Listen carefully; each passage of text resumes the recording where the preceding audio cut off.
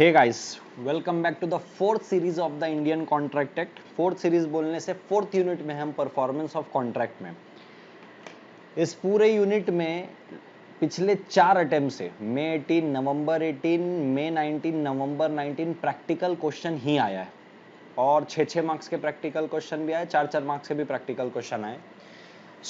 इसमें पूरा फोकस मेरा प्रैक्टिकल क्वेश्चन में रहेगा एंड उसके रिलेशन में जो मेरे को प्रोविजन समझाने रहेंगे मैं वो भी समझा के लूंगा।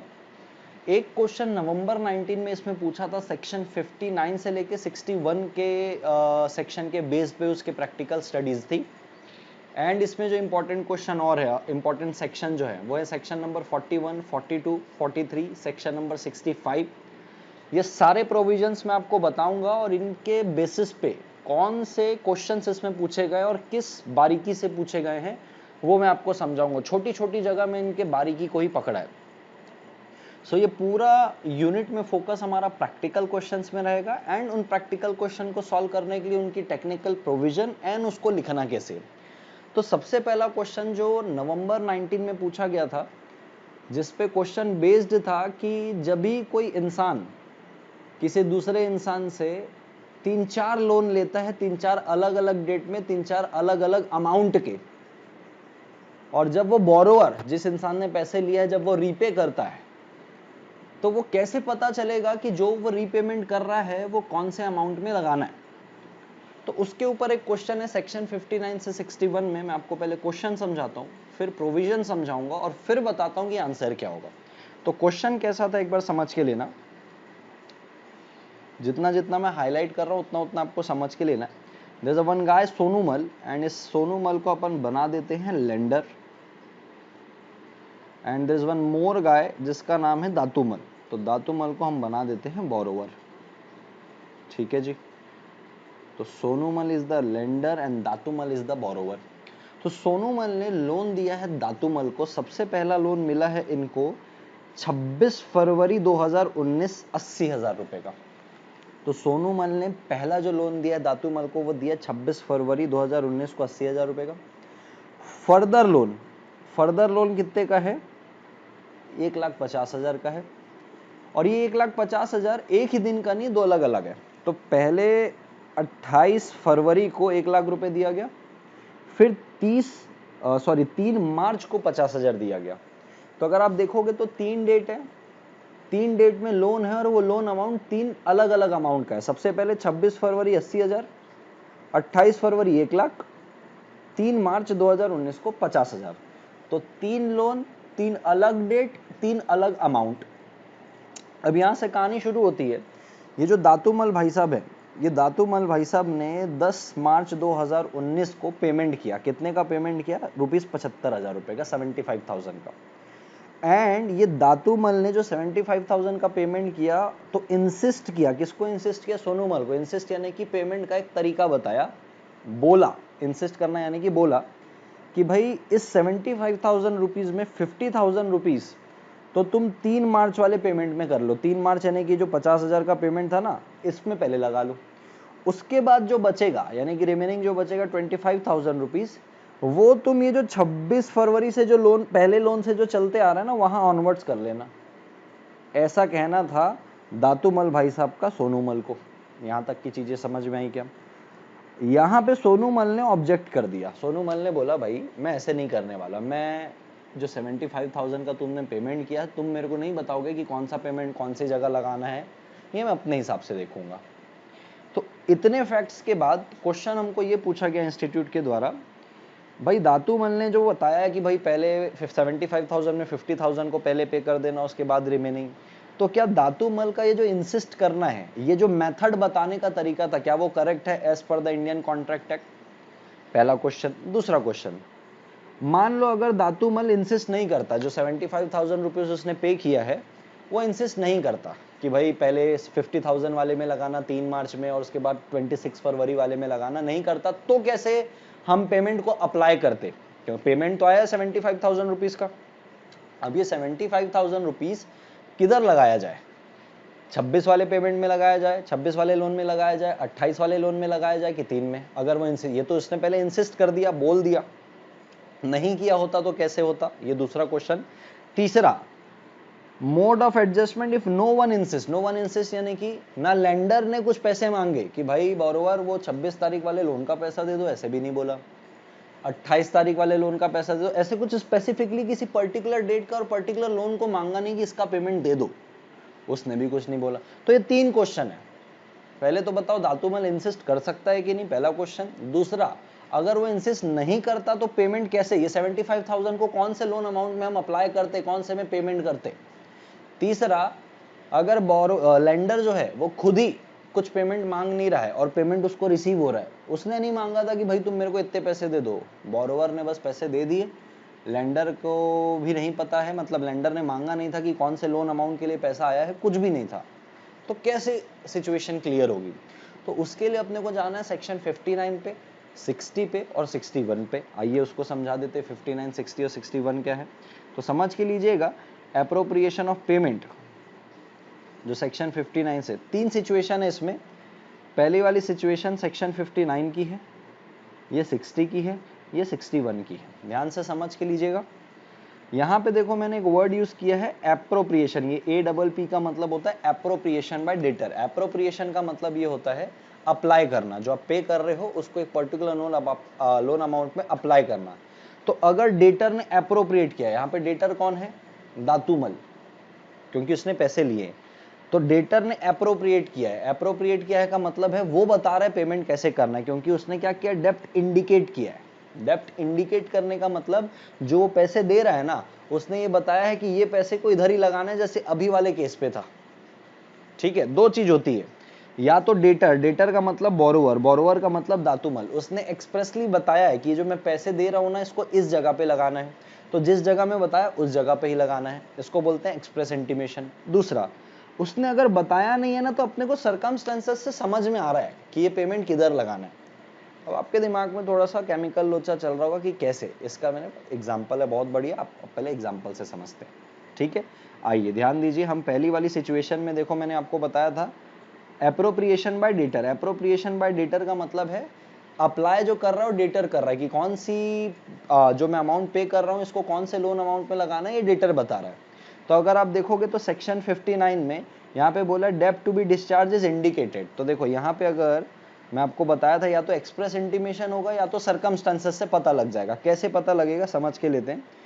देखो ए जो है ओ बी टोटली 25,000, यानी कि ए ने बी से टोटल जो उधारी लेके रखी हो 25,000 की है। He sends a cheque for ₹10,000। A B को 10,000 रुपए का चेक भेजता है, जिसपे वो लिख देता है कि इसको एप्रोप्रिएट यानी कि अप्लाई करना है first sum of 10,000। First sum of 10,000 यानी कि टोटल 25,000 लिया है। तो मैं एक कॉम्बिनेशन बैठाता हूँ कि भाई पहला लोन 10,000 का होगा, दूसरा लोन 15,000 का होगा, 15,000 का, सेकेंड लोन, फर्स्ट लोन 10,000 का। तो उसने अभी 10,000 का पेमेंट किया, 25,000 का टोटल लोन अमाउंट है, जिसको अपन ने 2 भाग में डिवाइड कर दिया, पहला 10,000 फिर दूसरा 15,000। तो अब ये 10,000 रुपए पे कर रहा है और बोल रहा है जो पहला लोन लिया था ना सबसे पहले उस पर डिस्चार्ज करना। तो जब डेटर ने ऐसा बता दिया है, एक्सप्रेस इंटीमेशन किया है, तो बी क्या करेगा, जो क्रेडिटर है, appropriated towards the that amount only. ठीक है जी, दूसरे में आ जाते हैं अपन। जब मैंने बोला था सर्कमस्टांसेस से पता चलेगा, अब ए जो है वो बी के बहुत सारे पैसे लेके रखा हुआ है, उसमें से एक लोन अमाउंट जो है वो है 2360 का। बी ने ए को लिखा भाई समय आ गया है, अब वो जो 2360 वाला पेमेंट है ना वो कर दे। तो ए ने क्या किया, 2360 भेज दिया। भैया बी ने मांगा भी 2360 था, ए ने भेज भी 2360 दिया। तो यहाँ पे अपने को सर्कमस्टांसेस से पता चल गया कि यार ये जो 2360 पैसे आए हैं ना, अमाउंट आया है ना, इसको किधर अप्लाई करना है, क्योंकि क्रेडिटर ने मांगे भी वही थे, डेटर ने भेजे भी वही। तो यहाँ पे अलग से डेटर को या बोरोवर को बताने की जरूरत नहीं पड़ी थी कि इसमें लगाना है, ये तो क्लियर था सर्कमस्टांसेस से। तो 2 चीज है सेक्शन 59 में, या तो एक्सप्रेस इंटीमेशन होगी या तो सर्कमस्टांसेस से पता चल जाएगा, उस अकॉर्डिंग आपको पेमेंट करवाना है। दूसरी सिचुएशन में हम लोग आते हैं।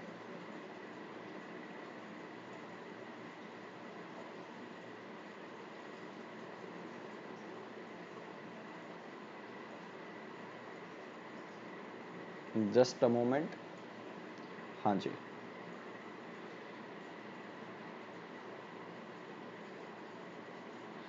हाँ जी। दूसरी सिचुएशन जो है सेक्शन नंबर 60 में दी गई है। सेक्शन नंबर 60 क्या बोलता है? Appropriation by creditor. Appropriation by creditor का मतलब क्या होता है कि अब यहाँ पे क्रेडिटर अपनी मर्जी से अप्लाई करेगा किधर करना है, लेकिन ये कब आएगा? जब डेप्ट इंडिकेटेड नहीं है। डेप्ट इंडिकेटेड मतलब जैसे पिछले वाले केस में एक्सप्रेस इंटीमेशन थी या सरकमस्टांसेस से पता चल रहा था, बट इस सिचुएशन में पता नहीं चल रहा है, ना तो डेटर ने एक्सप्रेस इंटीमेशन दी, ना तो सरकमस्टांसेस से पता चल रहा है। तो देखो यहाँ पे क्या लिखा है? At the डिस्क्रिएशन of creditor. Creditor अपनी मर्जी से किसी भी जो भी पेमेंट आया वो किसी भी लोन अमाउंट में अपनी मर्जी से अप्लाई कर सकता है। इसका भी एक एग्जांपल लेके समझ लेते हैं। तो देखो समझ के लेना। यहाँ पे देखो लिखा है ए जो है उसने ऑब्टेन किए हुए 2 लोन। ए ने 2 लोन ऑब्टेन करके रखे हैं। किससे? बैंक से। एक 20,000 का लोन है और एक 10,000 का है। किससे? बैंक से। 20,000 वाला जो लोन है ना वो सिक्योर है, गारंटी बाय बी ने। यानी कि ए ने 2 लोन लिए हैं, एक लिया है 10,000 का, एक लिया है 20,000 का। तो बोले जो 20,000 वाला लोन है ना उसके लिए बी गारंटर बना हुआ है, बी ने गारंटी दी हुई है ए के बिहाफ में। अब ए ने बैंक को भेजा 5,000 रुपए, लेकिन ये नहीं बताया कि इसको अप्लाई किधर करना है। तो जब बताया नहीं है ना तो उस सिचुएशन में क्रेडिटर कौन है? बैंक वाले। बैंक वाले क्या करेंगे? बैंक उसको अप्रोप्रिएट कर लिए पूरे 5,000 को लोन ऑफ 10,000, जो कि सिक्योर नहीं था, जो कि गारंटीड नहीं था। क्यों? क्योंकि भाई बोरोवर ने बताया नहीं कि कैसे अप्लाई करना है, तो उन्होंने अपनी मर्जी से अप्लाई कर दिया। तो ये अप्रोप्रिएशन वैलिड है और इसमें कोई क्वेश्चन नहीं उठा सकता। तीसरी सिचुएशन है सेक्शन नंबर 61 की, जिसपे ना तो बोरोवर ने पैसे मांगे और ना तो बोरोवर ने पेमेंट तो किया, लेकिन ये नहीं बताया कि इंटीमेट नहीं किया कौन से पेमेंट में लगाना है, और जो लेंडर है उनने भी पैसे नहीं मांगे। तो उस सिचुएशन में क्या होगा? तो बोले उस सिचुएशन में अकॉर्डिंग टू द टाइम के हिसाब से पेमेंट होगा। टाइम के हिसाब से मतलब जो लोन अमाउंट सबसे पहले आया था उस पर पेमेंट होगा, और उसके बाद टाइम के अकॉर्डिंग, यानी कि सबसे पहले लोन में सबसे ज़्यादा पहले पेमेंट, फिर दूसरे में, फिर तीसरे में, ऐसे टाइम के हिसाब से सारी चीज़ें चलेगी। ठीक है, यही आपको क्वेश्चन पूछा था और यही उसका आंसर है। तो अगर आप देखोगे धातुमल वाले केस में जो अपने पास क्वेश्चन है, हाँ जी, पहला क्वेश्चन अपने को बोला था कि क्या धातुमल करेक्ट है? क्या धातुमल ऐसे बता सकता है? क्या बिल्कुल बता सकता है धातुमल, बिल्कुल वो ऐसा लिख सकता है कि पहले आप इस पे लगाओ उस पे लगाओ। दूसरा बोले अगर धातुमल नहीं इंसिस्ट करता तो कैसे? तो बोले फिर क्रेडिटर की मर्जी कैसे भी। तीसरा सिचुएशन, ना क्रेडिटर ने पैसे मांगे ना बोरोवर ने बताया कि कहां लगाना है, तो बोले फिर क्या होगा? टाइम के हिसाब से होगा, जैसे मैंने आपको बताया है। ठीक है जी। तो यहाँ पे अब आपको लिखना कैसे? तो देखो यहाँ पे मैंने सारी चीज लिख दी। सबसे पहले आपको बताना है कि भाई एप्रोप्रिएशन ऑफ पेमेंट, एप्रोप्रिएशन यानी कि application of payment made by debtor to the creditor. Meaning बताना है, appropriation of payment is equal to application of payment. Rule बताना है, तो यहाँ पे रूल मैंने आपको एक्सप्लेन कर दिया 59, 60 और 61 में। सेम चीजें जो मैंने आपको शॉर्ट में बताई वो यहाँ पे लिखी, और ये आंसर का कंक्लूजन है। तो यहाँ पे conclusion, hence neither mister Datumal nor Sonumal अगर स्पेसिफाई नहीं करते हैं मैनर ऑफ एप्रोप्रिएशन, तो डेप्ट क्या होगा? Appropriation can be made in proportion of डेप्ट, जैसे जैसे आए थे वैसे वैसे। ठीक है, अब यहाँ पे एग्जाम्पल 1, एग्जाम्पल 2 और एग्जाम्पल 3 कहीं पे भी आपके मॉड्यूल में दिया नहीं है, आपको मैंने बना के दिया हुआ है। तो ये क्वेश्चन आपको समझ के लेना, ये आ सकता है। ठीक है जी। चलो इसके बाद अगर मैं आगे बढ़ूं तो इसके बाद मेरे को आपको 3 क्वेश्चन बताने जो प्रैक्टिकल क्वेश्चन है, जो एक प्रोविजन पहले समझना पड़ेगा पूरा, उसके बाद वो समझ में आएगा। परफॉर्मेंस ऑफ कॉन्ट्रैक्ट के अंदर आप बेसिकली पढ़ते क्या हो मैं आपको बताता हूं कि अगर वादे हुए हैं तो वादों को निभाएगा कौन। मेरे कहने का मतलब ये है कि मान लो कि अगर आपने हनी सिंह को बुलाया गाना गाने के लिए, और हनी सिंह जो निर्धारित दिन था, जो स्पेसिफाइड डे था जहाँ पे आप इवेंट करवा रहे थे, आपने पासेस सेल कर दिए और लोग आ गए वहाँ पे, बाउंसर आपने बुक कर लिए थे, हनी सिंह का होटल बुक कर लिया, सब कुछ कर लिया, लेकिन जिस दिन हनी सिंह को गाना गाना था उसके एक दिन पहले, गाना गाना था या रैप करना था उसके एक दिन पहले, मान लो हनी सिंह की डेथ हो जाती है। उस सिचुएशन में क्या होगा? अब हनी सिंह तो गाना नहीं गा सकता क्योंकि वो तो चले गया, तो क्या उसके लीगल रिप्रेजेंटेटिव को बोलेंगे क्या गाना गाना? वो तो पॉसिबल नहीं है, क्योंकि यार गाना गाना एक पर्सनल कला है, एक पर्सनल स्किल है, जो वही इंसान कर सकता है जिसको वो टैलेंट है। इसलिए तो हमने स्पेसिफिकली हनी सिंह को बुलाया था, फिर तो मैं भी चले जाता ना गाना गाने, अगर कोई भी गा सकता था तो वहां पे कैसे होगा? कौन परफॉर्म करेगा, या परफॉर्म भी होगा कि नहीं? क्योंकि अब तो इम्पॉसिबल हो गया हनी सिंह का परफॉर्म करना, तो कॉन्ट्रैक्ट क्या होगा? वॉइड हो जाएगा डेफिनेटली। बोले अगर ऐसे कोई कॉन्ट्रैक्ट नहीं है जो पर्सनल स्किल के नहीं है, अब जैसे कि भाई आपने मेरे से पैसे लिए, अब आपको मेरे को रिटर्न तो करना है ना। अब मान लो रिटर्न करने के पहले मैं चले गया, तो भैया यहाँ पे कोई पर्सनल स्किल तो है नहीं, आप मेरे लीगल रिप्रेजेंटेटिव को भी पैसा दे सकते हो, मेरे घर वाले को भी पैसा दे सकते हो। या हो सकता है मैंने सामने वाले किसी से इंसान से पैसे लिए हैं और उसको मेरे को पे करना है, लेकिन वो मेरे पेमेंट करने के पहले ही जा चुका है, तो ऐसा थोड़ी कि अब वो चले गया है तो पेमेंट नहीं करना, पेमेंट तो करना पड़ेगा, मैं उसके लीगल रिप्रेजेंटेटिव को पे करूंगा। तो यही सारी चीजें समझनी है कि अगर कॉन्ट्रैक्ट हुआ है तो कौन कौन परफॉर्म कर सकता है, तो मेरे को वही आपको समझाना है, who will perform the promise. ध्यान से समझ के लेना। सबसे पहला तो बोले प्रोमिसर हिमसेल्फ। कौन परफॉर्म करेगा, बोले अगर कॉन्ट्रैक्ट हुआ तो कौन, बोले प्रोमिसर हिमसेल्फ। कब, सिर्फ प्रोमिसर को खुद ही परफॉर्म करना पड़ेगा, यानी कि उसके अलावा और कोई परफॉर्म नहीं करेगा, ना उसका लीगल रिप्रेजेंटेटिव, ना उसका एजेंट, ना कोई थर्ड पार्टी, प्रोमिसर को ही परफॉर्म करना पड़ेगा। तो ये वैसे कॉन्ट्रैक्ट है जो कॉन्ट्रैक्ट इंटेंशन शो करते हैं, जिसमें कॉन्ट्रैक्ट पे लिखा होता है कि भाई ये प्रोमिसर ही परफॉर्म करेंगे। सर ऐसे कौन से कॉन्ट्रैक्ट होते हैं, जो पर्सनल स्किल के होते हैं और जो पर्सनल कॉन्फिडेंस के होते हैं। एग्जाम्पल के तौर पे अगर मैं आपको बोलूं कि जैसे कि भाई सनी लियोनी को हमने बुलाया एक इवेंट में डांस करने के लिए, बराबर है क्या, और वो इवेंट के पहले एक दिन पहले सनी लियोनी की डेथ हो जाती है, तो क्या उसकी मम्मी को बुला लेंगे क्या डांस करने के लिए, बिल्कुल भी नहीं, है कि नहीं। तो कॉन्ट्रैक्ट जो पर्सनल स्किल पे, भाई वो उसकी डांसिंग उसकी कला है, तो पर्सनल स्किल पे था, जैसे हनी सिंह का था। तो ऐसे कॉन्ट्रैक्ट जो हैं वो खुद ही परफॉर्म करेंगे। सनी लियोनी ये नहीं बोल सकती कि भाई मैं अपने एजेंट को भेज देती हूँ या मैं किसी अपने जूनियर को भेज देती हूँ, मेरे बदले वो डांस कर लेगी, नहीं भाई, सनी लियोनी को बुलाया तो सनी लियोनी करेगी, सनी लियोनी का फेम अलग है, तेरे पर्सनल स्किल पे है ये सारी चीजें। तो ऐसे कोई भी कॉन्ट्रैक्ट जो पर्सनल स्किल पे है वो प्रोमिसर खुद करेगा। अब यहाँ पे तो सनी लियोनी चल बसी, हनी सिंह चल बसा, तो उस सिचुएशन में कॉन्ट्रैक्ट हो जाता है वॉइड। या तो अगर ऐसा कोई कॉन्ट्रैक्ट है जो पर्सनल कॉन्फिडेंस पे बेस्ड है। पर्सनल कॉन्फिडेंस का मतलब ये होता है कि जैसे कि मैंने किसी लड़की को वादा किया कि मैं तेरे से प्यार करता हूँ, मैं तुझसे ही शादी करूंगा, ये कॉन्ट्रैक्ट हो गया हमारे बीच में। अब कल को मेरा मन बदल गया, उससे शादी नहीं करना है, तो मैं उसको ऐसे बोलूंगा कि मेरे बदले मेरे दोस्त से शादी कर ले, नहीं, ये पर्सनल कॉन्फिडेंस पे है। पर्सनल कॉन्फिडेंस यानी कि इमोशन जुड़े हुए हैं।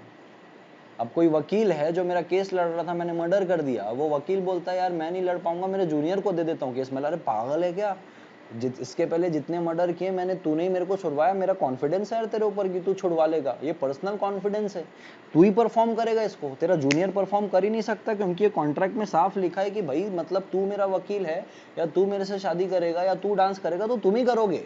ये पर्सनल स्किल और पर्सनल कॉन्फिडेंस का है, तो प्रोमिसर ही करेगा खुद का खुद। ये पहली चीज हो गई।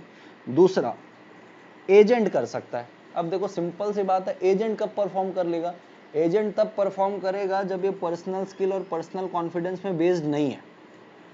मतलब प्रोमिसर का कोई ऐसा ये नहीं है कि उसके पर्सनल स्किल और पर्सनल कॉन्फिडेंस में सारी चीजें चल रही है, ठीक है। अब जैसे कि क्रेडिटर और डेटर वाली सीन है। क्रेडिटर और डेटर वाला सीन कैसे, कि भाई अगर किसी इंसान ने किसी को पैसे पे किए हैं 10 लाख रुपए, 20 लाख रुपए, अब वापस भी तो आएंगे, लेकिन वापस आने के पहले जिस इंसान को वापस करना था पैसे, वो चल बसा, तो भाई या तो उसके लीगल रिप्रेजेंटेटिव पैसे पे करेंगे, या तो कोई उसका कॉम्पिटेंट एजेंट होगा वो करेगा, क्योंकि पैसे वापस रीपे करने में कोई पर्सनल स्किल तो होती नहीं, तो एजेंट करेगा, क्योंकि पर्सनल स्किल कोई फाउंडेशन नहीं थी उसकी। Legal representative of the disease promise, अगर कोई मर गया है प्रॉमिसर तो उसके लीगल रिप्रेजेंटेटिव को परफॉर्म करेंगे। थर्ड पर्सन भी कर सकता है, थर्ड पर्सन भी करेगा तो प्रॉमिसर तब भी डिस्चार्ज हो सकता है। इसके ऊपर भी मैं क्वेश्चन आपको बताऊंगा कैसे, ठीक है। जॉइंट प्रॉमिसर्स, जॉइंट प्रॉमिसर्स के ऊपर अलग से एक पूरा प्रोविजंस है, तो जॉइंट प्रॉमिसर का मैं आपको बताता हूं कि जॉइंट प्रॉमिसर के केस में क्या होता है, उसका एक प्रोविजन अलग है, उसको हम समझ के लेंगे। तो क्या आपको ये वाली चीज समझ में आ गई कि क्या होगा, ठीक है। एक ये चीज के बाद मैंने आपको बताया था कि भाई पर्सनल स्किल और पर्सनल कॉन्फिडेंस में होता है, और अगर वो बंदा चले जाता है तो इम्पॉसिबल हो जाता है। अब इम्पॉसिबल होता है तो क्या होता है ये समझ के लेना। इम्पॉसिबिलिटी के लिए प्रोविजन है सेक्शन नंबर 65 में, ठीक है। मैं एक एक चीज आपको क्वेश्चन समझा के लूंगा, पहले थोड़ा सा प्रोविजन आपको समझ के लेना है। तो इम्पॉसिबिलिटी के केस में देखो क्या बोला है, जब performance of promise become impossible, जैसे हनी सिंह गया, सनी लियोनी गई, गया, या कोई भी ऐसी परिस्थिति आ जाती है, जो भी क्वेश्चन आएगा उसमें केस स्टडी आएगी जिसमें इम्पॉसिबिलिटी रहेगी, कॉन्ट्रैक्ट को परफॉर्म कर पाना पॉसिबल नहीं होगा, तो अगर आप अपना वादा जो कॉन्ट्रैक्ट में अपने प्रोमिसेस की अगर आप पूरा नहीं कर पाते हो, क्योंकि क्या हो जा रहा है, इम्पॉसिबल। इम्पॉसिबल क्यों हो रहा है? या तो कोई अनएक्सपेक्टेड इवेंट हो गया है, अनएक्सपेक्टेड इवेंट जैसे सनी लियोनी की डेथ हो गई, हनी सिंह की डेथ हो गई, ठीक है। या तो मैं बोलता हूँ कि मैं बहुत बड़ा सीमेंट सप्लायर हूँ, आप कंस्ट्रक्टर हो, मेरे को 500 बैग्स आपको सीमेंट सप्लाई करना था, लेकिन रास्ते में फ्लड आ गया तो आपको मैं पहुंचा नहीं पाया, ये एक अनएक्सपेक्टेड इवेंट है। अब इम्पॉसिबल हो गया कि मैं आपको कैसे सीमेंट पहुंचा सकूं। तो अगर ऐसे कोई भी अनएक्सपेक्टेड इवेंट या सर्कमस्टांसेस में चेंज आ जाता है जिसकी वजह से परफॉर्म करना, यानी कि वादे को परफॉर्म, यानी कि वादे को पूरा करना, कॉन्ट्रैक्ट को पूरा करना क्या हो जा रहा है, इम्पॉसिबल हो जा रहा है, उस सिचुएशन में कॉन्ट्रैक्ट क्या हो जाएगा, वॉइड हो जाएगा।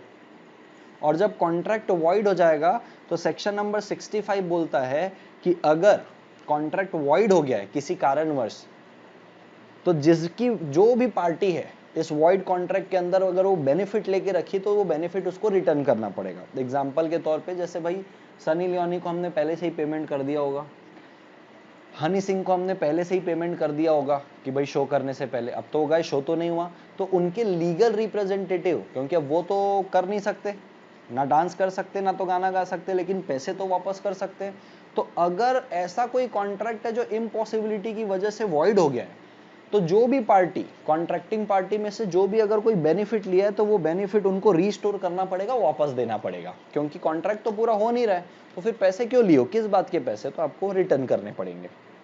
अब ये जो मैंने आपको बताया कि कौन कौन परफॉर्म करेगा और नहीं परफॉर्म हो जाएगा तो वॉइड हो जाएगा, और वॉइड होने के बाद सेक्शन 65 बोलता है अगर इम्पॉसिबिलिटी की वजह से अगर आपके कॉन्ट्रैक्ट वॉइड हो जाते हैं तो भाई जो भी बेनिफिट जिस भी पार्टी को इस वॉइड कॉन्ट्रैक्ट में मिला है वो आपको रिटर्न करना पड़ेगा।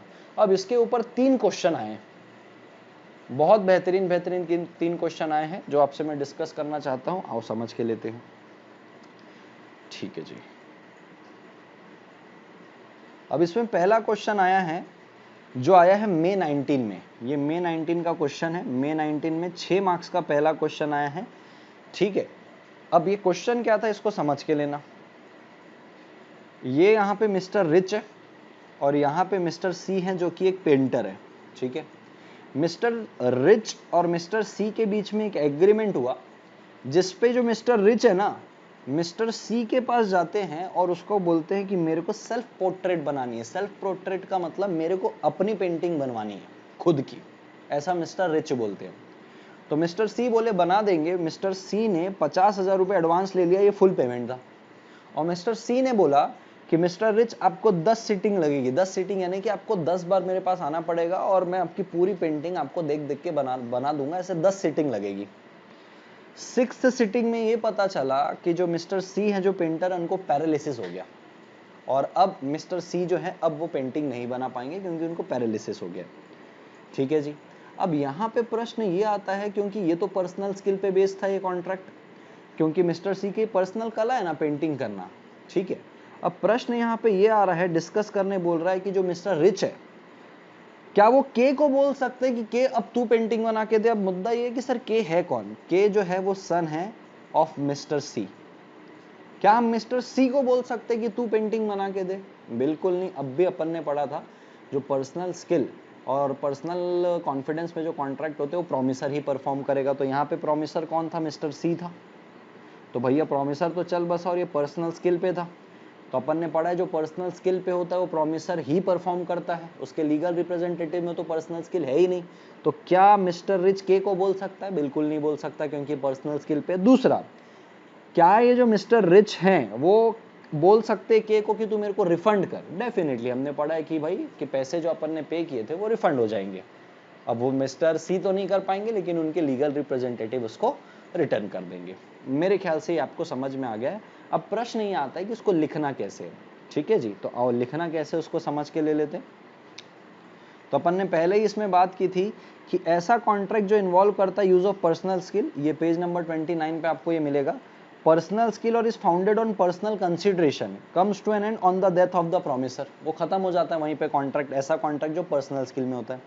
As regards any other contract, जो लीगल रिप्रेजेंटेटिव होते हैं डिसीज्ड प्रोमिसर के, वो बाउंड होते टू परफॉर्म इट।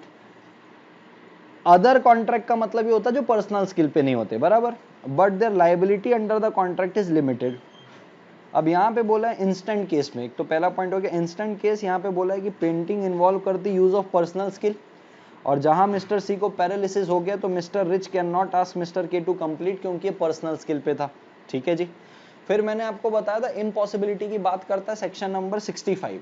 तो यहाँ पे सेक्शन नंबर 65 अपने को ये बोल रहा है कि जब agreement discovered to be void है, डिस्कवर्ड टू बी वॉइड का मतलब पहले तो वैलिड था जब तक पैरालिसिस नहीं हुआ था, बाद में पैरालिसिस होने के बाद क्या हो गया, वॉइड।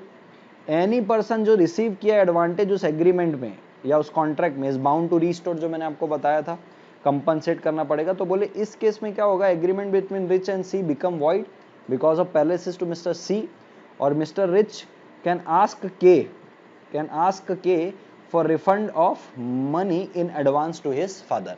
वो जो एडवांस लिए हैं वो रिफंड मांग सकता है कौन, मिस्टर रिच उसके लड़के से, मिस्टर सी के लड़के से। तो यहाँ पे दो सेक्शन लगे हैं, एक तो परफॉर्म कौन करेगा वो, और सेक्शन नंबर 65। ये दो चीज में अपनी क्वेश्चन खत्म होता है और आपको लिखना भी ऐसे ही है। अब दूसरा क्वेश्चन मैं आपको बताना चाहता हूँ।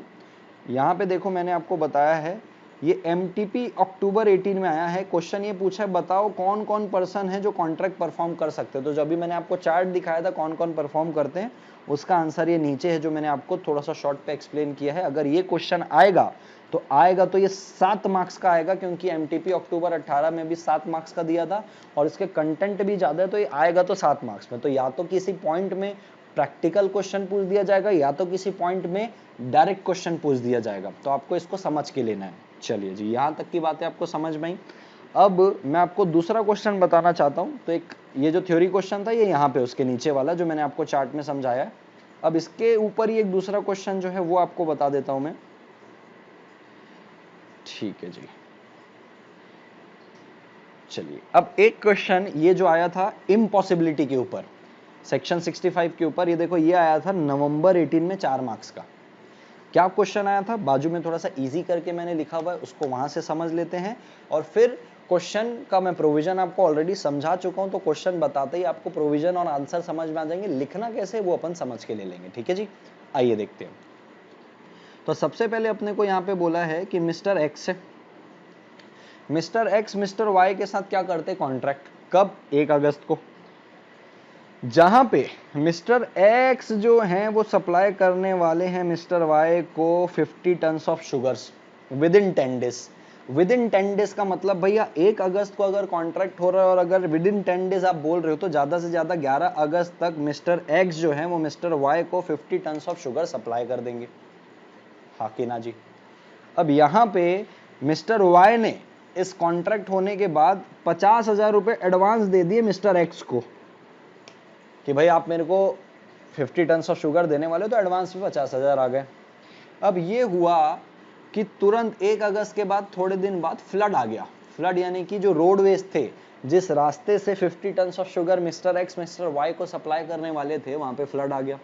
अब फ्लड आ गया तो क्या हम सीमेंट सप्लाई कर पाएंगे? बिल्कुल नहीं कर पाएंगे। तो अब इस सिचुएशन में होगा क्या? तो अब यहां पे ऐसा हुआ कि मिस्टर एक्स ने क्या किया, जब ये फ्लड की स्थिति नॉर्मल हुई तो नॉर्मल होने के बाद मिस्टर एक्स ने 20 अगस्त को, पहले तो 11 अगस्त तक पहुंचा देना था, सिचुएशन नॉर्मल थी, तो 20 अगस्त ने मिस्टर एक्स ने मिस्टर वाई को रिक्वेस्ट किया कि क्या अब मैं आपको सप्लाई करवा दूं, तो मिस्टर वाई ने मना कर दिया। मिस्टर एक्स को गुस्सा आया। मिस्टर एक्स ने बोला कि तुम्हारी वजह से मेरे को 10,000 रुपए का नुकसान हुआ है, आप मेरे को 10,000 रुपए पे करिए, क्योंकि आप जो 50 टन ऑफ शुगर नहीं लिए, मैंने किसी और को बेचा और 10,000 नुकसान में बेचा। मिस्टर वाई ने बोला कैसा आदमी है यार तू, कैसी बात कर रहा है, मेरी वजह से क्या नुकसान हुआ? फ्लड हुआ था इसलिए तू सप्लाई नहीं कर पाया और इसलिए तेरे को नुकसान हुआ, बल्कि तू मेरा 50,000 रुपए वापस कर जो मैंने तेरे को एडवांस किया। तो यहां पे आपको ये डिसाइड करना है कि किसका कहना सही है, मिस्टर एक्स का कहना सही है कि मिस्टर वाई का कहना सही है, बताइए। तो मेरे हिसाब से, और आप अगर प्रोविजन ढंग से समझे, तो यहाँ पे कहना तो मिस्टर वाई का ही सही है कि भैया मेरी गलती की वजह से थोड़ी तेरे को नुकसान हुआ है, तेरे को नुकसान तो इम्पॉसिबिलिटी की वजह से हुआ है और मैंने जो तेरे को 50,000 रुपए दिए वो वापस कर। क्यों? सेक्शन 65 बोलता है अगर कोई कॉन्ट्रैक्ट इम्पॉसिबिलिटी की वजह से वॉइड हो जाता है, यहाँ पे इम्पॉसिबिलिटी फ्लड था, उसकी वजह से सप्लाई नहीं हो पाया इसलिए वो वॉइड हो गया, और वॉइड कॉन्ट्रैक्ट में अगर किसी पार्टी ने फायदा उठाया तो उस पार्टी को वो पैसे वापस करने पड़ेंगे। तो मिस्टर वाई का कहना यहाँ पे सही है कि 50,000 रुपए मिस्टर वाई को मिलेंगे, और मिस्टर एक्स का जो क्लेम है वो 10,000 वाला, वो तो फालतू की बात है, वो तो मिलना ही नहीं है। तो यहाँ पे लगेगा सेक्शन नंबर 65। अब इसको लिखना कैसे ये समझ के लेते हैं, ठीक है जी। तो देखें यहाँ पे देखो लिखा है सब्सीक्वेंट और सुपरवेनिंग इम्पॉसिबिलिटी, ठीक है जी। सब्सीक्वेंट और सुपरवेनिंग का ध्यान, कॉन्ट्रैक्ट बना था तब कुछ नहीं था, कॉन्ट्रैक्ट बनने के बाद that is a subsequent, becomes impossible after entering into a contract. तो यहाँ पे कॉन्ट्रैक्ट क्या हो जाता है भैया, वॉइड हो जाता है, ठीक है जी। दूसरा 65 अपने को बोलता है अगर एग्रीमेंट वॉइड हो जाता है और when a contract becomes void, any person who has received any advantage under सच, ये बहुत इंपॉर्टेंट है, अंडर सच एग्रीमेंट और कॉन्ट्रैक्ट, कोई भी पार्टी उस कॉन्ट्रैक्ट में उस एग्रीमेंट में फायदा उठा के लिए हुए, कोई भी पार्टी उस एग्रीमेंट में और कॉन्ट्रैक्ट में, मैं बार बार ये बात कर रहा हूं क्योंकि आगे में ये पॉइंट आने वाला है, अगर उस वाइड कॉन्ट्रैक्ट में उस एग्रीमेंट में अगर कोई बेनिफिट है तो वो रिटर्न करना पड़ेगा, तो वो रिस्टोर करना पड़ेगा। तो यहाँ पे देखो इंस्टेंट केस में क्या हुआ, after mister X and Y have entered into contract supply event flood आ गया, उसकी वजह से इम्पॉसिबल हो गया। यहाँ पे promise in question becomes void, further mister X to pay back the amount of 50,000 that he received from Y as an advance for the supply of sugar within the stipulated time, hence contention of Mr. Y is correct। यही आपको पूछा था, question भी यही पूछा था आपको, ठीक है। तो इसको इस प्रकार से लिखना है। सबसे पहले आपको ये प्रोविजन बताना पड़ेगा कि सब्सिक्वेंट और सुपरवेनिंग इम्पॉसिबिलिटी होती है तो वॉइड हो जाता है। फिर सेक्शन 65 अपने को बोलता है कि अगर कुछ वॉइड कॉन्ट्रैक्ट होता है और पार्टी को बेनिफिट हुआ है तो उसको रीस्टोर करना पड़ता है, और फिर अब गिवन क्वेश्चन में बता के कंक्लूड करके सारी चीजें आंसर करके लोगे, ठीक है जी। दो क्वेश्चन आपको मैं पढ़ा दिए, पहले वाले क्वेश्चन में तो दो चीज मिक्स थी कि कौन परफॉर्म करेगा और पैसे वापस होने वाले सेक्शन 65 में, दूसरे वाले में सिर्फ सेक्शन 65 था, तीसरे वाले में भी सेक्शन 65 का रेफरेंस है। आओ 65 ये तीसरा वाला क्वेश्चन जो है इम्पॉसिबिलिटी वाले को समझ के लेते हैं। अब तीसरा क्वेश्चन कुछ इस प्रकार से इसको समझ के लीजिएगा, मिस्टर झूठ एक है और मिस्टर सच एक है। इंस्टीट्यूट का क्वेश्चन है और आया कब मैं आपको बता दूं, आया इन द सेंस एमटीपी अगस्त में आया है, अगस्त 18 पे 4 मार्क्स पे दिया हुआ था मॉक टेस्ट पेपर पे, ठीक है। तो यहाँ पे एक मिस्टर झूठ है और एक मिस्टर सच है। तो मिस्टर झूठ मिस्टर सच के साथ कॉन्ट्रैक्ट में इंटर होते हैं, और वो कॉन्ट्रैक्ट किस बात का होता है, मिस्टर झूठ जो है मिस्टर सच की मोटर कार परचेस कर रहे हैं 3 लाख रुपए में, ठीक है जी। बोला है कि भाई 3 महीने में परचेस कर लूंगा, और जिस दिन कॉन्ट्रैक्ट हुआ है 20,000 रुपए का डिपॉजिट कर दिया, यानी कि आज कॉन्ट्रैक्ट हुआ समझ लो, मिस्टर झूठ ने मिस्टर सच को 20,000 रुपए का डिपॉजिट दे दिया, और डिपॉजिट के बाद बोला कि भाई 3 महीने बाद मैं आपकी मोटर कार ले लूंगा। 3 महीने बाद, वैसे तो विद इन 3 मंथ बोला था ले लूंगा, 3 महीने बाद मिस्टर सच जो है ना वो कॉन्टेक्ट किए मिस्टर झूठ से कि भाई आपने बोला था विद इन 3 मंथ ले लूंगा, तो 3 मंथ बीत गए, अब तो आप ले लो कार। तो मिस्टर झूठ पहली बात तो कुछ कनेक्शन नहीं, कोई रिस्पॉन्स नहीं, कोई रिप्लाई नहीं। उसके बाद जो झूठ है उनने डिनाई कर दिया और ये बोलते कि भैया मेरा सिक्योरिटी डिपॉजिट भी वापस कर, बोले मेरे को तेरी कार नहीं लेनी है, और जो 20,000 रुपए का जो सिक्योरिटी डिपॉजिट है वो भी मेरे को वापस कर, ठीक है जी। तो यहाँ पे क्वेश्चन ये पूछा है क्या मिस्टर झूठ का कहना सही है, क्या 20,000 रुपए वापस करने पड़ेंगे। क्वेश्चन यहाँ पे ये, क्या ये कॉन्ट्रैक्ट वॉइड हो गया है, और अगर वॉइड हुआ है तो क्या 20,000 रुपए देने पड़ेंगे क्या, ये पहला क्वेश्चन है। दूसरा क्वेश्चन इसी फैक्ट पे, बोले व्हाट इफ, मान लो 20,000 रुपए डिपॉजिट किया था मिस्टर झूठ ने और बोला था विद इन 3 मंथ मैं ले जाऊंगा, but with in 3 month car ही डिस्ट्रॉय हो जाती है, तब क्या होगा। तो ये दो क्वेश्चन थे।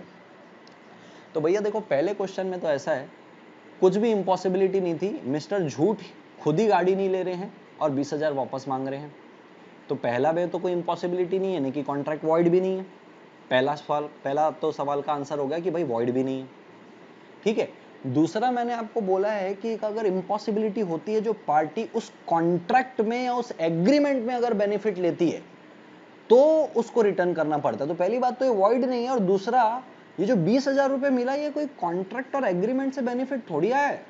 ये 20,000 तो ये इस बात की श्योरिटी है कि भाई मैं कार लूंगा, ये लो 20,000 रुपए डिपॉजिट, ताकि तुम ये कार किसी और को मत देना, और ये भरोसा कि मैं लूंगा। अभी तो कॉन्ट्रैक्ट एग्जीक्यूट ही नहीं हुआ और अभी तो बेनिफिट हुआ ही नहीं है, ये तो एक सिक्योरिटी अमाउंट था कि भाई जो मिस्टर सच हैं वो और किसी को कार नहीं दिखाएंगे, और जो मिस्टर झूठ हैं वो लेंगे ही लेंगे इसको, कार को। तो पहली बात तो ये वॉइड नहीं है, दूसरी बात ये जो 20,000 रुपए बेनिफिट आउट ऑफ कॉन्ट्रैक्ट नहीं है, समझ में आई आपको बात। तो भाई ना तो ये वॉइड है ना तो ये बेनिफिट आउट ऑफ कॉन्ट्रैक्ट है, ये तो भैया फोरफिट हो जाएंगे, ये तो रख लेंगे मिस्टर सच, जा भैया पैसा डूबा। दूसरा बोला कि अगर मान लो विद इन 3 मंथ अगर वो डिस्ट्रॉय हो जाती है कार, अब ये इम्पॉसिबिलिटी है, अब ये इम्पॉसिबिलिटी है, बराबर है क्या? अब ये वॉइड है इम्पॉसिबिलिटी की वजह से, और अब 20,000 रुपए भी वापस करने पड़ेंगे। पूछो क्यों? भैया देखो विद इन 3 मंथ्स अगर मिस्टर झूठ कार लेता तो भाई वो तो डिस्ट्रॉय हो गई है, डिस्ट्रॉय हो गई है तो भैया इम्पॉसिबल है, इम्पॉसिबल है तो वॉइड है। तो भैया अब आप 20,000 रुपए किस बात के लिए लिए? वो हम तो लेना चाह रहे हैं ना, हम तो 20,000 रुपए दिए ही इस बात के लिए थे कि हम लेंगे, ये हमारा वादा है, लेकिन अब तो तुम्हारी कार ही नहीं है ना, तो हम 20,000 रुपए फोकट का थोड़ी नुकसान खाएंगे। तो सेकंड वाले सिचुएशन में जहां पे मिस्टर झूठ की कोई गलती नहीं है, वो कार ही डिस्ट्रॉय हो गई, यानी कि इम्पॉसिबल हो गया, सर्कमस्टांसेस ऐसी थी, तो अब इस सिचुएशन में ये इम्पॉसिबिलिटी की वजह से वॉइड है, और क्योंकि वॉइड है तो यहाँ पे 50,000 रुपए वापस देने पड़ेंगे। देखो कितना ट्रिकी क्वेश्चन है, और ये इंस्टीट्यूट आपसे पूछ रहा है इस चैप्टर पे। तो आइए इसको आंसर करते हैं कि कैसे इसको आंसर किया जाएगा, आइए समझ के लेते हैं। तो देखो यहाँ पे ये बोला है in terms of provisions of section 65, वही सेक्शन 65 के अगर इम्पॉसिबिलिटी की वजह से हो जाएगा तो देखो यहाँ पे लिखा है any person who has received any advantage under such agreement और contract is bound to restore it और to make compensation for it from whom he received it. बराबर है क्या? ये पूछा है, मतलब ये बताया है कि रिस्टोर, और यहाँ पे देखो मैंने हाईलाइट किया है उस कॉन्ट्रैक्ट में, उस एग्रीमेंट में अगर फायदा लिया तो वापस करना पड़ेगा। लिखा देखो referring to the above provision we can analyse it, the contract is not void contract, mister Sach is not responsible for mister Jhooth के नेग्लिजेंस है, वो क्यों भी वही रिस्पॉन्सिबल होंगे, वॉइड नहीं है। Therefore mister Sach can resign the contract and retain the security amount, since the security is not a benefit received under a contract, it is a security that the purchaser would fulfill his contract and ancillary to the contract. तो regarding the second situation जहां पे motor car ही destroy हो गई है, the agreement becomes void due to the discussion of motor car which is subject matter of an agreement here, therefore the security amount received by Sach is required to be refunded by Jhooth. Second situation में तो इस हिसाब से आपको answer लिखना पड़ेगा। I hope आपको clear हो गया है। अब आपको मैं इम्पॉसिबिलिटी वाली चीज से दूर ले जाके, मैंने आपको एक बताया था एक जॉइंट प्रोमिसर का एक प्रोविजन आएगा जो मैं आपको बताऊंगा, तो उसको समझ के लेते हैं कि जॉइंट प्रोमिसर के केस में क्या होता है। ठीक है जी, तो आप ये जॉइंट प्रोमिसर को समझ के लेना पहले कि जॉइंट प्रोमिसर का प्रोविजन क्या बोलता है। जॉइंट प्रोमिसर का प्रोविजन जो है वो सेक्शन नंबर 42 में है और 43 पे है, समझ के लीजिएगा। ठीक है जी, अब इस पे ऐसा है कि मान लो ए बी सी ये 3 लोग हैं, ये तीनों ने डी से मिलके 3 लाख रुपए लिए, यानी कि ए बी सी तीनों को 1-1 लाख रुपए देने पड़ेंगे। अभी मान लो भाई देना तो मिलके ही है, तो यहाँ पे देखो सेक्शन 42 बोलता है जितने भी जॉइंट प्रोमिसर है वो लायबल टू फुलफिल है, यानी कि जो डी को पैसा देना है ना वो तीनों मिलके देंगे, क्योंकि डी से तीनों ने ही मिलके 3 लाख रुपए लिए हैं। ठीक है, तो जब तीनों मिलके 1 लाख रुपए लिए तो तीनों का दायित्व बनता है कि इक्वल इक्वल आपको पे करना है। ठीक है, मान लो ए बी सी में से तीनों में से किसी एक की डेथ हो जाती है, तो मैंने आपको बताया जिसकी डेथ होती है उसका लीगल रिप्रेजेंटेटिव, मान लो ए चले गया तो उसका लीगल रिप्रेजेंटेटिव बी और सी के साथ मिलकर परफॉर्म करेगा। ए और बी दोनों की डेथ हो गई तो बी और सी के लीगल रिप्रेजेंटेटिव सी के साथ मिलकर करेंगे। तीनों की डेथ हो गई तो तीनों के रिप्रेजेंटेटिव परफॉर्म करेंगे। डी को पैसा तो मिलेगा क्योंकि ये कोई पर्सनल स्किल पे बेस्ड नहीं है। ये 42 पे बात लिखी है। 43 अपने को बोलता है प्रोमिसी में compel any one of joint promisor to perform the whole promise. ठीक है, सेक्शन 43 अपने को क्या बोलता है कि जो प्रोमिसी है ना, जो डी है, डी प्रोमिसर कौन थे, ए बी सी, और डी कौन था, प्रोमिसी। प्रोमिसी चाहे तो ए बी सी तीनों में से किसी एक को फोर्स कर सकता है कि तुम मेरे को पूरा का पूरा 3 लाख रुपए दो। तो भाई मान लो अगर डी ए को बोलता है कि भाई तू मेरे को पूरा पैसा लाके दे, तो ए मान लो पूरा पैसे दे भी देगा तो वो बी और सी से मांग भी सकता है। ठीक है जी, तो ये सेक्शन 43 प्रोमिसी का पावर बताता है, यानी कि डी का पावर बताता है कि तीनों में से किसी एक से पैसे मांग सकता है। तो वो लिखा है देखो प्रोमिसी में compel any one of the joint promisor to perform the whole promise. अब वो जो प्रोमिसर है, प्रोमिसर यानी कि जैसे ए से पूरा पैसा मांग लिया डी ने, तो ए जो है वो जो प्रोमिसर है वो बाकी वालों को बोलेगा कि भाई तुम भी अपना कॉन्ट्रीब्यूशन दो यार, 1-1 लाख रुपए मेरे से मांग रहा है। और उनमें से मान लो अगर ए पूरा पैसा पे कर रहा है और बी या सी में से दोनों में से कोई एक इनसॉल्वेंट हो जाता है, डिफॉल्ट कर दिया है, बराबर है क्या, तो बी की जितनी प्रॉपर्टी है उसको बेच सकता है और उतना पैसा लेगा।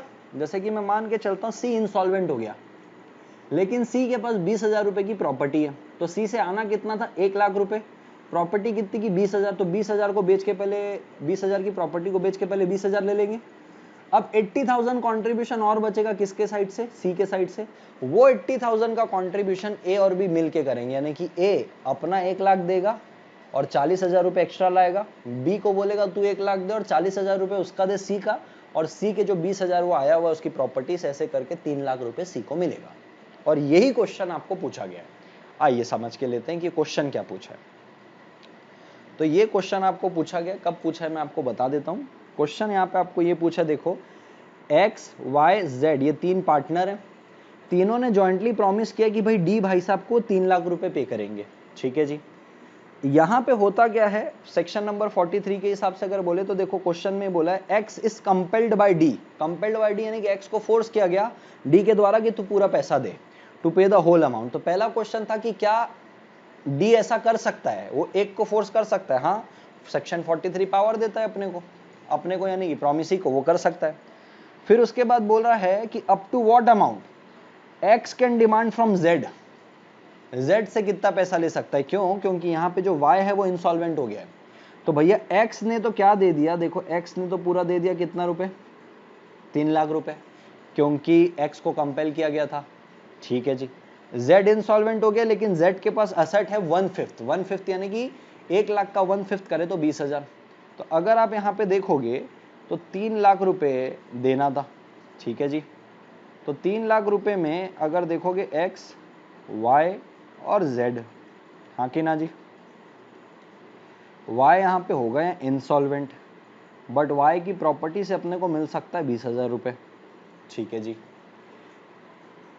अब यहाँ पे देखा जाए तो तीनों को 1-1 लाख रुपए देना था भैया, वाई से तो सिर्फ आएगा 20,000, तो यहाँ पे एक्स ने तो 1 लाख रुपए जो अपने देने थे वो दे दिए, जेड से भी 1 लाख रुपए जो लेना है वो लेना ही है।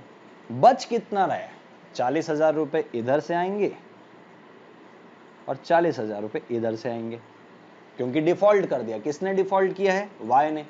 तो अगर कोई पार्टनर डिफॉल्ट करता है, जॉइंट प्रॉमिसर डिफॉल्ट करता है, तो जितना उसकी असेट को बेच के आ रहा है वो तो आएगा ही, बचा हुआ जो डिफॉल्ट है वो पार्टनर को करना पड़ता है। तो यहाँ पे 1 लाख रुपए एक्स खुद का दे रहा है, जेड 1 लाख रुपए खुद का दे रहा है, 40,000 रुपए वो किसका दे रहे, वाई का, और 20,000 रुपए इंसॉल्वेंट्स हो गया तो प्रॉपर्टी बेच का, ये 3 लाख रुपए किसको मिलेगा, 3 लाख रुपए मिलेगा डी को, ठीक है जी। यही क्वेश्चन आया आपको, आओ दिखा देता हूं आपको।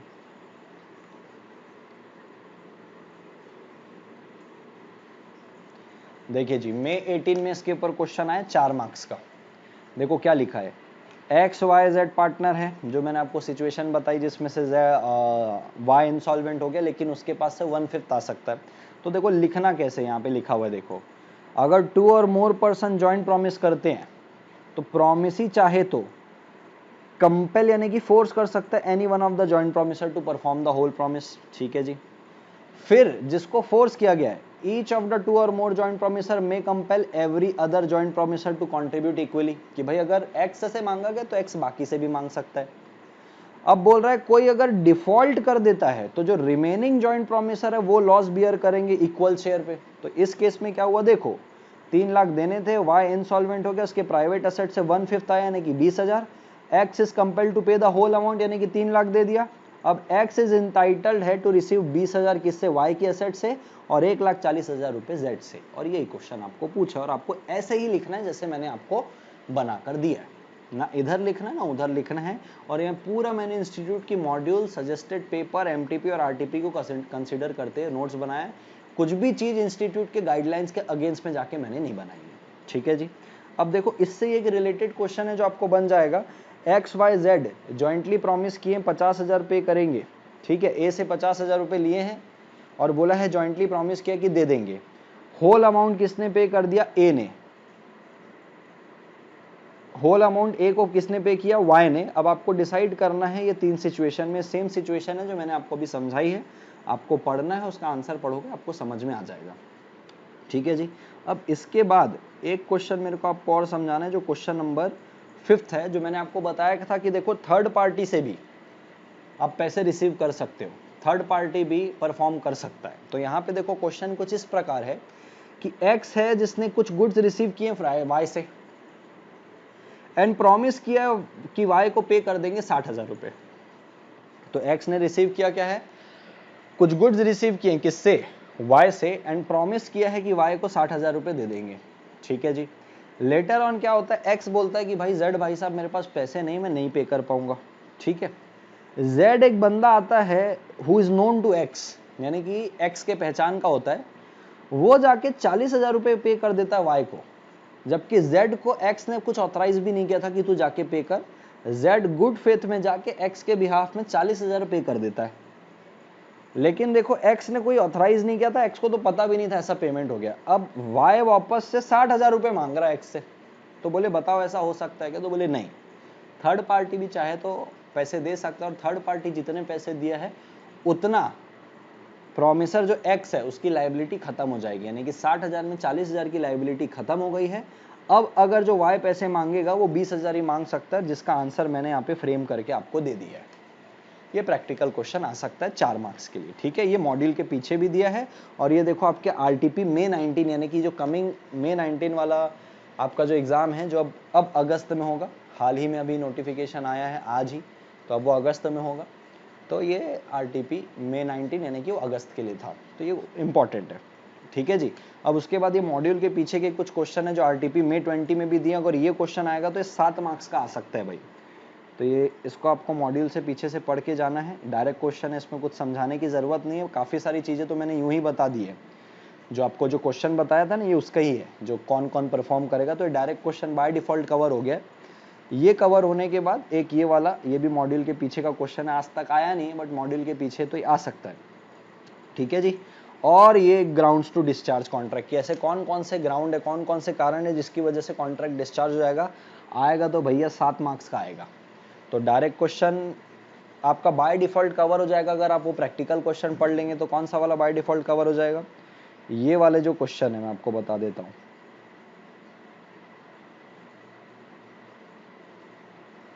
क्वेश्चन नंबर 6 जो है, ये अगर आप ऊपर के प्रैक्टिकल क्वेश्चन करोगे तो वहीं से कवर हो जाएगा प्रैक्टिकल क्वेश्चन से। क्वेश्चन नंबर जो 7 है ये बस आपको पढ़ना है, और क्वेश्चन नंबर 8 आपको पढ़ना है ग्राउंड्स टू डिस्चार्ज। तो इन शॉर्ट अगर मैं बोलूँ यूनिट 4 पे, तो यूनिट 4 पे भैया सबसे पहले तो आपको ये समझ के जाना है कि कौन कौन कब कब परफॉर्म कर सकता है, कब कब पर्सनल स्किल पे परफॉर्म होता है, क्योंकि इसमें प्रैक्टिकल क्वेश्चन सेक्शन 65 यहाँ पे इंपॉर्टेंट है कि सुपर वेनिंग इम्पॉसिबिलिटी होती है तो वॉइड हो जाएगा और फिर रीस्टोर करना पड़ता है, और बेनिफिट कॉन्ट्रैक्ट से आना चाहिए, जैसे अभी यहाँ पे सिक्योरिटी डिपॉजिट वाला आया था, वो इंपॉर्टेंट है। तो यहाँ पे मेजरली सेक्शन 65 कौन कब परफॉर्म करेगा वो, और जॉइंट प्रॉमिसर प्रॉमिसी सेक्शन 41, 42, 43 जो बताया था बहुत इंपॉर्टेंट, और पीछे के जो डायरेक्ट क्वेश्चन है। तो इतना आपको करके जाना है, यूनिट 4 आपका हो जाएगा। अब मैं आपको मॉड्यूल में जाके बता देता हूँ कि क्या क्या आपको छोड़ना है।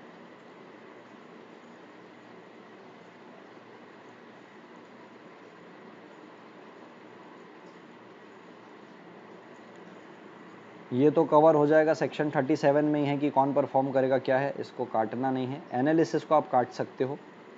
ठीक है, ये बहुत इंपॉर्टेंट है। बाय होम अ कॉन्ट्रैक्ट में भी परफॉर्म सेक्शन 40 जो आपकी अभी मैं आपको बताया ना, promiser himself, legal representative, agent, तो ये तो आप मेरे नोट से ही कर लोगे तो भी हो जाएगा, नोट्स इज इनफ। बट मैं आपको मॉड्यूल पे दिखा रहा हूँ कि आपको छोड़ना क्या और पढ़ना क्या। ये थर्ड पर्सन वाला भी मैंने आपको करवा के ले लिया, जॉइंट प्रॉमिसर वाला भी करवा के ले लिया, ये आप छोड़ सकते हो, ये आप छोड़ सकते हो, इफेक्ट ऑफ रिफ्यूजल।